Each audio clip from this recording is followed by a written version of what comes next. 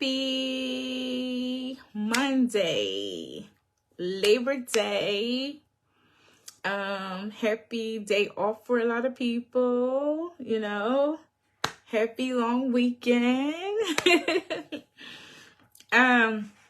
Hi, for those who is their first time coming on to my videos, Motivational Monday, I say hello and welcome. My name is Lakia Natasha. I am a licensed mental health therapist, licensed clinical social worker to be exact, and a wellness coach. My two businesses is Transition for Life, which is my private practice, and One Trip Over the Moon, who I'm a co-founder with my loving husband, Walter Holmesy. And I decided to do Motivational Mondays, like a combination of, me being a clinician, but also me being just a woman going through her own healing journey and be able to connect with other women or men or children that's going through the same process, right? For anyone, this is not just for, certain faiths, certain colors, I'm inclusive. And that's the one thing about me. What a lot of times we are divided. Hi, hello, beautiful queen. I hope you're enjoying your Monday. A lot of times, this world is so divided that certain messages seem like only for certain people, and I try to make my messages inclusive, because one thing I can say about me is I welcome everyone, just because of my spiritual beliefs, my religious beliefs, not so much religion anymore, doesn't mean that I am not open to all people and all different paths of finding enlightenment. And that's just me. So I'll say welcome, everyone. Welcome, welcome, welcome, welcome, Rhonda. I hope y'all all enjoying your Monday. I am coming on here. Hi, Gwen, Miss Gwen. I'm coming on here really quickly for this Motivational Monday. Because I was invited to a barbecue, or my husband was invited to a barbecue, and he asked me to tag along. It's family. I'm joking. It's all good. So I want to get ready for the barbecue. So I want to jump on here first before I forget my Motivational Monday. I wanted to talk about something that was on my heart for a long time, but recently I thought about it even more after the whole beach situation with Hopi and my loving niece, my extra child. I learned how much our anxieties really impact our children and give our children anxiety, and how it's passed down a lot of times. We have genetic things that's passed down to our children, precursors to maybe various, mental health disorders or medical diseases or conditions, just genetically, that we can't control, right? But there are also learned behaviors that we pass down to our children. So this message is called Healing for Our Children. And I had to, especially my older children, had to have realistic conversations with them as I began to heal and gave them space to heal, to, number one, apologize for me and my brokenness, creating them and creating spaces, even though I never wanted my kids to heal from me. I left room for that in my own brokenness. So I had to forgive myself and give myself grace, because I was young when I started having children. And I really don't think at any age you're really super prepared. So we make our own little mistakes. But I got pregnant at 19 with Tina, was a mom at 20. Had Caleb, pregnant with him at 22, 23, I think 23. And I was separated from my husband. So to be a single mom at 23 with a 2-year-old and a newborn was very different than a lot of people who did the career path first and then met the love of their life and have their children. They still got to heal from some stuff, maybe childhood stuff, right? Maybe not relational adult stuff, but we all healing from something. But for me, I very much grew up with my children. So I always was very open about mental health. I was always open about my trauma as age appropriate, told them different things as they were age appropriate. Of course, because I am a victim, well, survivor of childhood sexual abuse, I was super anxious about allowing people around my children, letting my children spend the night places, asking them like about people touching them and things like that. And that anxiety kind of transferred over to them. And Tina now jokes about like, Mom, you ain't never let us spend the night anywhere, and you let Hope spend the night. Hope maybe got 4 places she could spend the night, right? But that's more than Tina and Caleb had, because I have healed more than when they were kids. I was like super protective. I didn't want anyone to hurt my babies, and I still very much feel that way. So because of that, my anxieties transfer to my children. So I can literally see in real time, all 3 of them, even Hope carries their different anxieties, right? Because they did have uncertainty in their life, and I had to acknowledge that. And that's what my shirt, I have another shirt like this, but then I found the workout shirt. Outgrow your own bullshit, right? Because that has been the season I am. So I got the first one of these shirts, I think it was like my 38th birthday, because that's when I like started looking inward with my problems and not so much outward. So a lot of times when you go through a healing journey, you go all over the place, with it ups and downs and highs and lows and ebbs and flows, and anger outward towards other people that hurt you. And then it comes inward regarding what was my role in my pain? What was my role in my struggle? What was my role in my difficulty? And when I acknowledge my role, my BS, right, I had to say, I got to outgrow this to give my children permission to heal all the anxieties. Because our anxieties as older generation, whether we have children or our nieces and nephews, our godchildren or whatever, our anxieties become barriers to our children, to the next generation, right? So it's important. Some of our anxieties, from our ancestors really helped us survive, especially if you are in a minority group, especially if you are a person with, I don't like to say alternative sexuality, just like different, So if you're one of those people where you had anxiety about just being in your own skin, it's easy to pass that down. And a lot of that was protective because people see us or learn about us, and then people want to hurt us or people want to devalue us. So a level of anxiety that comes from our ancestors is protective. It keeps us safe. The level of anxiety that I had around protecting my children kept them safe, but it always needs to be room to understand where that comes from. And that's why I was always open to talking to my children about it. Because on the other side, as we pass down anxieties, and we pass down brokenness, by us healing, we are now giving them permission to heal as they see our victories and our ability to overcome situations. That's what they build confidence.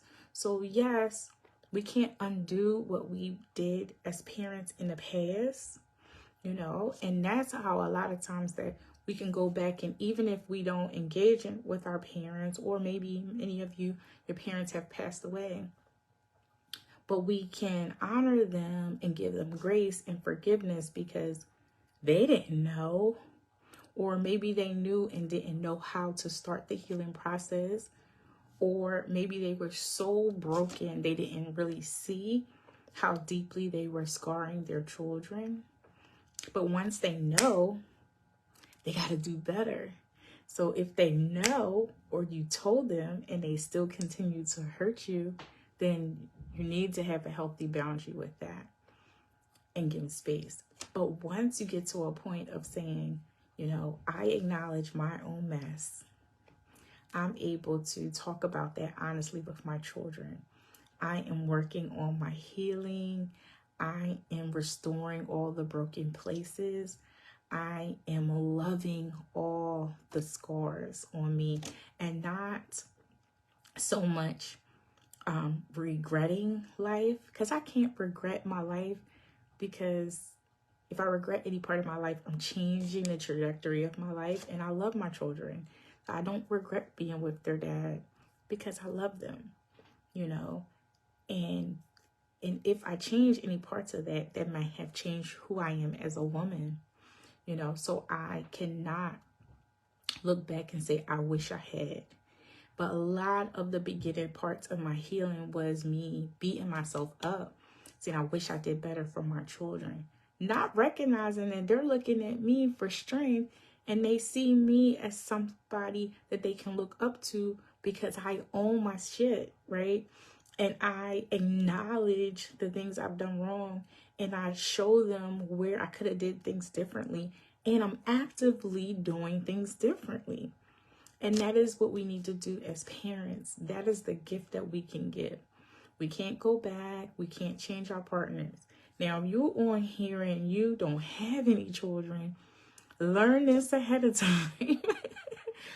Pick your partner wisely. And if you're not feeling super secure in a relationship, having a baby with someone will not make it more secure. You know, being a mother is 24-hour worry and stress.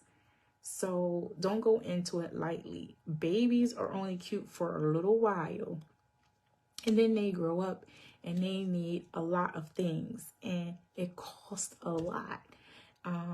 Emotionally, it costs a lot. Financially, it costs a lot. Physically, it costs a lot to have a child, and we should be more mindful of that. If I didn't have children, my choices would be very different right now, even thinking about it, because I'm more wise about the destruction of the world, climate change, social injustice. Like, do I want to bring children into this world? It's a stressful world.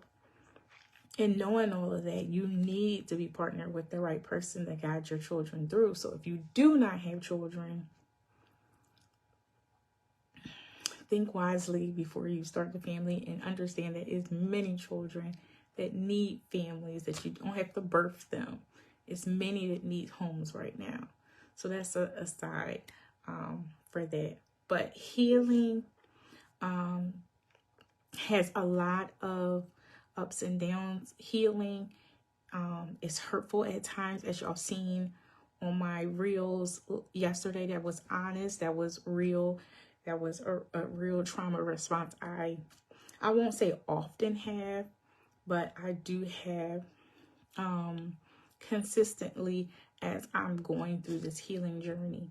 I tell people all the time, we can pray, we can read whatever holy scriptures that we believe in, we can go to services, whether at church or a mosque or a temple.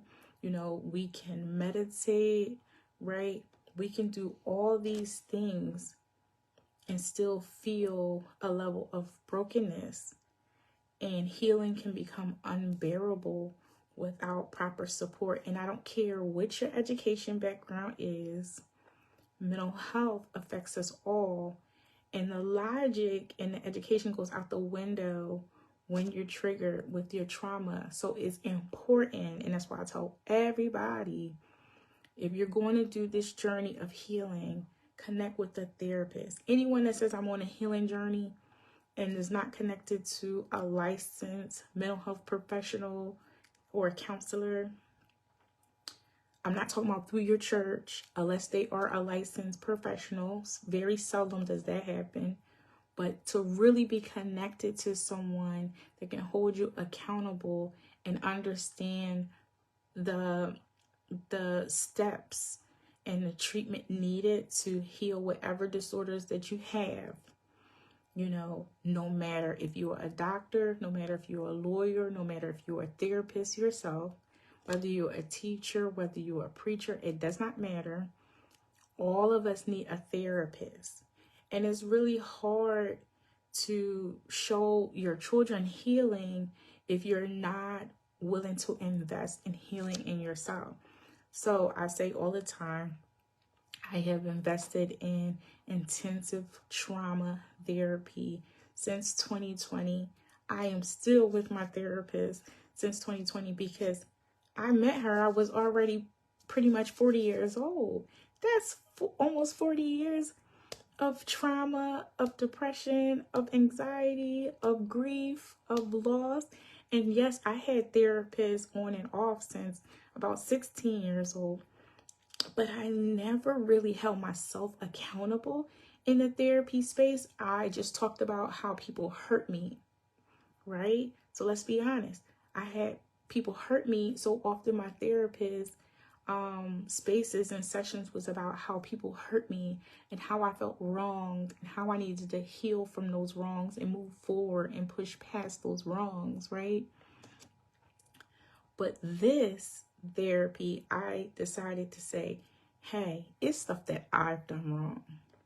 It's red flags that I clearly not acknowledged. You know, it's paths, forks in the road that I could have went right, but I went left, and it tore my whole life around because I wanted what I thought I should have versus what was good for me.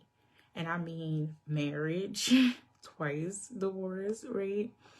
Children that I was not ready for, that I wasn't making sure I was partnered with the right person, jobs that weren't healthy for me, that I stayed in way too long until they got rid of me. You know, it's a lot of things I've done to myself. Minimized who I was to fit into groups that I didn't belong to, chasing love from relatives that will hurt you soon as you do anything that they don't like, you know. So I did a lot of things to myself, afraid to be my true self because I'm afraid that people wouldn't like me, mimicking other people that I thought was successful. I did a lot of stuff to myself. And when I got my last separation and divorce, and I started this relationship with my now husband, Walter, I didn't want to mess it up because it was so healthy. It was foreign to me.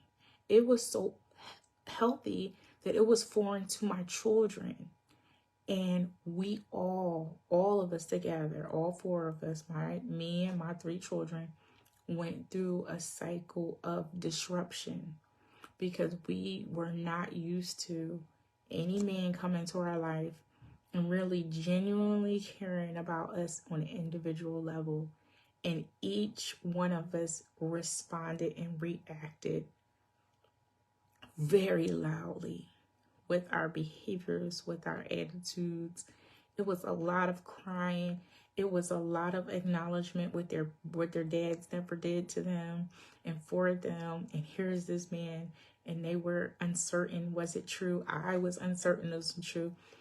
So we had an opportunity to heal together as a family, which I often challenge people who have children that are old enough to be aware, to let them heal too. Let them talk about what they're going through. Let them say the ways that you hurt them. Like me, I hurt them in ways, putting them in a situation, putting them in households that weren't loving because I wanted a 2-person household versus one happy mom is better than 2 unhappy parents in the same household. And it took me a while to realize that. So we all healed together. So around 16 years old, Tina said, I'm ready for a therapist. Now, they had a therapist when they were first little, when going through with their dad, and I'll be transparent about that because I knew it was important. I grew up in a generation, what happens in a house, stay in a house. I grew up in a generation when I was told I was supposed to be in therapy, had a therapist, and then get with my parents, move back with my parents after living with my aunt for a time. And they said, nope, you don't need a therapist no more. You're not talking about what goes on in this house, right? That's something that they got to heal from. There's something they have to acknowledge. But by doing that, my voice was shut down. So I never wanted to do that for my children. So when I separated from their dad, they were, I think, the 4 and 6 when we finally like got them into therapy, and they was like doing play therapy. It was really good for them to understand the dynamics of their home. And then when they were like tween ages, I got them in a therapist just to see how their behaviors are, how they doing and coping with a dad that was inconsistent. And it was important for me to say, even though I was in school and becoming a therapist, I couldn't be my kid's therapist. I needed them to have an outlet. But then when they became teenagers, I said I wanted to wait until they wanted it. So at 16, Tina said, I'm ready for a therapist. Got a therapist. She's still with her same therapist, and Tina's about to be 21, and I'm so proud of her. And then Caleb, only recently, around his birthday when he turned 18, was like, I'm ready for a therapist. I'm ready to work on these things. And he sees his therapist very regularly. My older kids with Walter, every one of them got a therapist. Walter has a therapist. I have a therapist. Only one that doesn't have a therapist yet is Hopi. And I love that because we all have our own spaces. We all just like, you know, because now everything is on Zoom, to be like, I'm talking to my therapist at 1 o'clock, or one couple on the door, and I can say, I'm seeing my therapist. And we normalizing mental health treatment. We're normalizing therapy. We're normalizing anxiety. We're normalizing depression. So none of us feel alone, right? We're normalizing, you know, healing from trauma. And what a beautiful gift we all can give our children, but being honest about the pain we go through, honest about the preparation for the joy and the peace we want in our life through healing, through working on our issues, through acknowledgement of our past mistakes, through looking ahead to the future in an optimistic way, and planning a beautiful life by restoring the broken spaces. You know, so healing doesn't have to be something we do in the shadows. Healing doesn't have to be something that we do in the dark. Healing, hey Ross, hey Uncle, peace. Healing is something that we should do out loud. And that was the main reason why I shared the video yesterday, because healing is peaceful. Healing is taking walks. Healing is being in nature. But sometimes healing is also crying on your bathroom floor. You know, sometimes it's being unconsolable laying in your bed. You know, healing is all those things. And I think when people see me now, they only see those beautiful images of healing. You know, and I want you to know that I'm still a human being, and I still go through things, you know, and still continuing to process all those things in real time. So I think that's the beautiful gift I can give to my children, because they can actually say, Mom, you're happier than you ever been before. Like, Mom, you don't even stress about things, because as I heal, my anxieties get less and less, right? As I heal, I'm able to understand what I can control and what's outside of my control. And I'm able to teach my kids that in real time. As I heal, I don't care about perfection as much, because I used to be like, everything has to be put in its place and everything has to be clean. Now, I do still like things clean, but as I'm healing, I let things go a little bit more.